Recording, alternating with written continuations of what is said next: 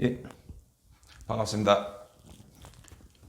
자, 오늘은 저번 시간에 이어서 모듈러 건축물에 대해서 활용 방안이나 지금 현재 국내 모듈러를 통한 이제 주택, 건축물에 대해서 오늘은 조금 소개를 드리겠습니다.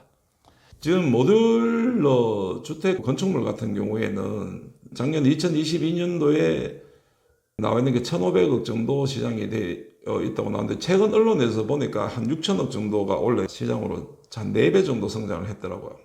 그러니까 이게 모듈러가 성장 속도가 굉장히 빠르고, 그 미래 이제 주택의 우리나라 부동산의 문제점이나 여러 가지 저출산이나 주택할 때 수요에 대한 문제에 대한 어떤 해결 방안으로 지금 많이 대두가 되고 있기 때문에 모듈 주택을 이야기를 제가 계속해서 이제 드리는 이유가, 부동산에 관심이 있고 특히 이제 부동산에 대해서 아시고자 하는 분들은 앞으로 모듈 건축물에 대해서 관심을 두시는 게 현명한 부동산 투자나 부동산 이제 매매 방법이 될 거라고 보고, 제가 계속해서 이어서 지금 모듈 주택에 대해서 이야기를 좀 드리고 있습니다.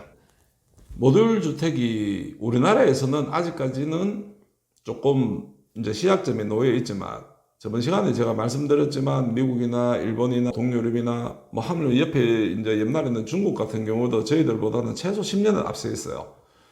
중국은 이제 베이징 올림픽 전후로 해서 굉장히 모듈 사업을 지금 많이 강조를 하고 발전이 되고 있는데, 첫 번째 주거 안정 이런 것보다는 중국에서도 이제 환경 문제가 이제 대두되고 있으니까 이제 그런 문제 때문에 모듈 주택에 대해서 굉장히 많이 투자가 돼 있고, 그리고 우리나라보다는 굉장히 대규모 돼 있죠. 모듈을 만드는 회사들 자체가 굉장히 대규모 돼 있어서 여러 나라에 지금 많이 수출도 하고 있는 중이고, 우리나라 같은 경우는 아직까지 지금 모듈이 이제 시작점에 놓여 있기 때문에 이제 앞으로 많이 발전되고 나면 우리나라도 굉장히 다양한 모듈러나 그리고 수출까지 많이 이어질 거라고 봅니다.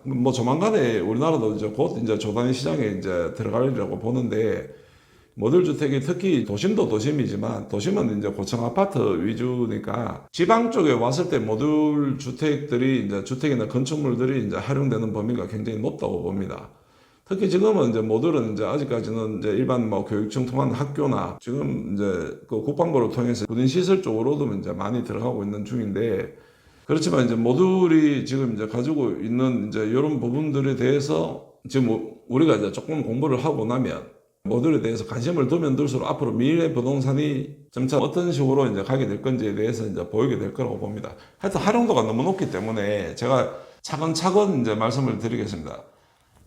지금 이제 컨테이너 펜션 시장을 컨테이너 펜션이라는 거는 컨테이너 박스를 이용해서 펜션처럼 이렇게 만들어서 활용을 하는데, 지금 우리나라에도 속초나 이런 데 이제 바닷가 쪽으로 가보면 컨테이너형으로 해서 민박 같은 것들도 이제 지금 점차 많이 늘어나고 있죠.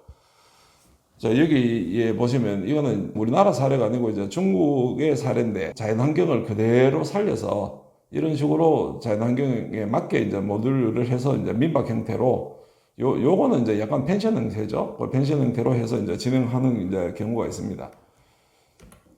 그리고 각종 다양한 이제 컨테이너 형태로 해서 옆으로 달아내고 해서 컨테이너 박스를 기준으로 옆에 이제 공간들을 활용해서 이런 다양한 형태로도 이제 많이 나오고 있습니다. 이런 것들이 전부 재활용이 가능하고, 그리고 나중에 이제 이동이나 철거나 이제 용이하기 때문에 이제 환경적인 요소들이 많이 되죠. 그리고 실제로 이제 들어가 보면 이제 생활의 편리성도 이제 많이 강조해 놨기 때문에 이런 부분들도 이제 모듈러 주택으로 봤을 때도 많이 활용이 되고 있습니다. 이런 건 이제 카라반 형태죠. 이제 카라반 형태 같은 경우에는 보시는 대로 이제 노지에 이런 식으로 카라반으로 해서 또 활용하는 경우가 있습니다. 이거 우리나라 경우는 아니고 전부 이제 이런 건 해외 경우입니다. 이런 형태로도 활용을 하고 있죠. 그러니까 여러 가지 형태들, 아까 보시는 이제 자연환경을 그대로 살려서 이제 가는 펜션 형태, 최소 개발의 이제 이런 형태입니다. 주위에 이제 자연환경을 나무를 훼손하지 않고 최소한의 이제 조성을 해서 이제 이렇게 하는 것도, 이런 것들이 지금 현재는 이런 건 이제 중국에 있는 형태입니다. 우리나라가 이제 중국의 메이드 인 차이나라고 하면 안 좋은 이제 내용을 가지고 있지만, 이제 이런 모듈 쪽은 이제 우리나라보다는 확실히 한 10년 이상 앞서 있어요. 그렇기 때문에 이제 메이드 인 차이나라고 해서 무조건 우리나라보다 못할 것이라는 생각은 버려야 됩니다. 특히 건축 쪽은 중국이 앞서가 있는 경우가 굉장히 많습니다. 이런 형태가 돼 있죠. 자, 이런 것도 이제 그 친환경 단독주택 형태인데 모듈에 가지고 있는 이제 장점이 이제 이런 겁니다. 형태를 마음대로 쉽게 만들고 바꿀 수 있다는 거예요. 환경에 맞게 이쁘게. 근데 실제로 이제 이런 공간들이 1, 2층으로 되어 있지만 사용해보면 뭐 크게 뭐 편하지는 않습니다. 불편한 확률이 굉장히 많아요. 자, 이런 형태.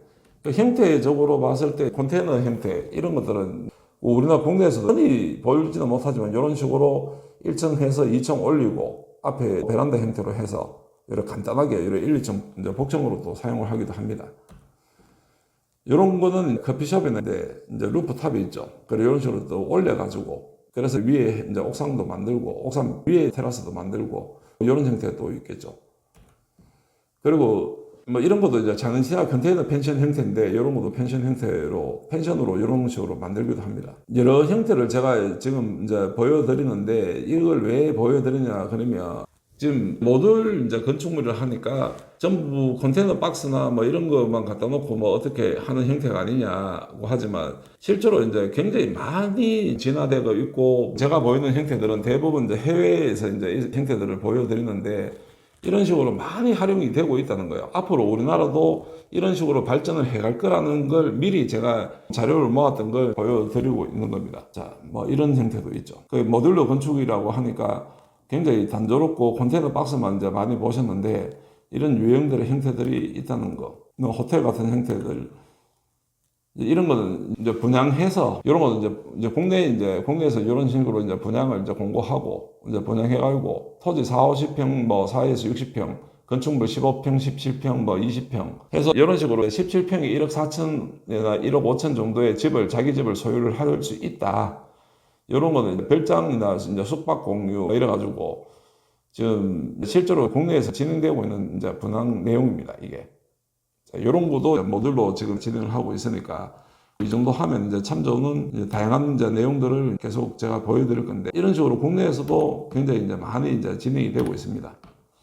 그리고 이제 아까 보여드렸던 거는 조금 전에 보여드렸던 거는 이제 해외 형태의 이제 보여드렸는데 지금 이런 거 이제 국내 이제 업체들이 이제 저희들이 이제 조금 조사를 해보니까 국내 형태도 뭐 이제 많은 이제 이런 부분들이 있으니까 국내 형태도 이런 식으로 보시면 굉장히 이제 다양하게 국내는 이제 주택 형태가 많고 이런 식으로 여러 업체들에서 굉장히 많은 한옥 같은 이런 것도 있고 국내는 아직까지 해외 사례보다는 조금은 이제 발전이 덜 된 모습이죠. 앞에 해외 사례 보여드렸던 거 하고는 활용도가 조금은 주택에 좀 한정되어 있다는 느낌이 들 겁니다.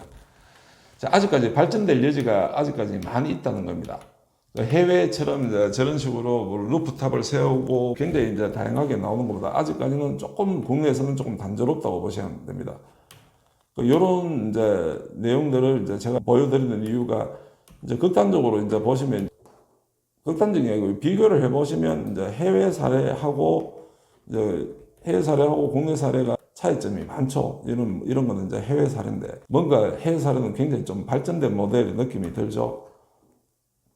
자, 국내에서는 이제 저희들이 조사했는 회사들을 보면 아직까지는 조금 이런 유령식 같은 거는 많이 이쁘네요. 자, 아직까지는 조금 인기 모델들 이제 조사를 해봐도 아직까지는 조금 그렇습니다. 앞에 해외 사례를 먼저 보여드리고 이제 국내 사례를 보여드리는 이유가 이제 비교해 보시라고 보여드렸는데 앞으로 우리나라의 주거 형태나 건축물 형태가 펜션이든 앞으로 호텔이든 이런 식으로 모듈이 접목되면서 굉장히 친환경적으로 자연환경을 최소한 훼손을 하고 최대한 자연환경을 살려서 앞으로 다른 해외처럼 우리나라도 모듈에 관한 부분이 이제 법제화가 될 거라고 봅니다. 뭐 지금 한참 이제 법제화를 시키려고 서둘고 있다는 이야기도 들었어요.